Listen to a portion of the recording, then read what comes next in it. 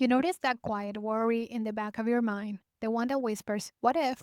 when your blood pressure creeps up or when you skip that walk because the day already feels too heavy. You're not dramatic or overly anxious. Your brain is simply wired to scan for threats to its blood supply because even a brief interruption can change everything in minutes.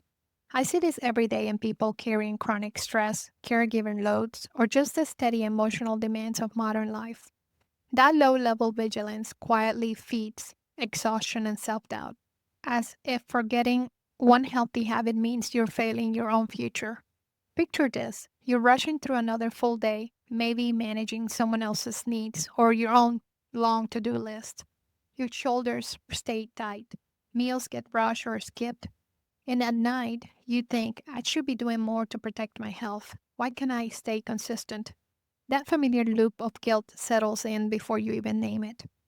I want to teach you three things: how a stroke actually happens in the brain, why certain risk factors hijack your nervous system so easily, and what gentle, realistic shifts can lower the odds without adding more pressure. What feels like personal weakness or scattered willpower is actually your nervous system responding to sustained load on the vascular pathways that keep every neuron alive.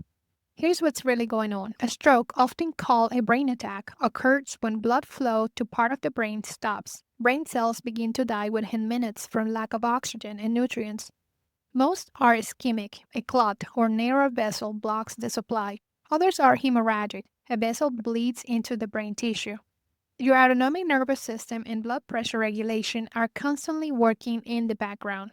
When modifiable risk factors like blood pressure that stays elevated, the delicate endothelial lining of arteries takes the hit, setting the stage for plaque or clots. This isn't a character flaw, it's basic neurovascular physiology under chronic demand. Another piece I see often is how everyday factors quietly compound. High blood pressure is the strongest driver, doubling or quadrupling risk. Smoking, diabetes, heart rhythm issues like atrial fibrillation, and inactivity all feed into the same cascade: inflammation, thicker blood, or narrow vessels. Your prefrontal cortex, the part that plans and decides, fatigues faster under stress or poor sleep, making consistent self care feel impossible. Willpower alone fails here because the autonomic nervous system overrides it when the body is already in a protective, resource conserving state. The third thing that matters is recognizing that up to 80% of strokes can be prevented by addressing what's treatable. Your brain's blood vessels are remarkably responsive to steady small inputs, such as balanced pressure, movement that fits your real life, nourishment that doesn't require perfection, and support for any underlying conditions. When we ease the chronic load on the nervous system, the vascular pathways stay more resilient. So instead of pushing harder, try these gentle reorientations. First, check in with your body's baseline, a simple blood pressure reading or a short conversation with your doctor. Second, choose one nervous system friendly habit that actually fits today.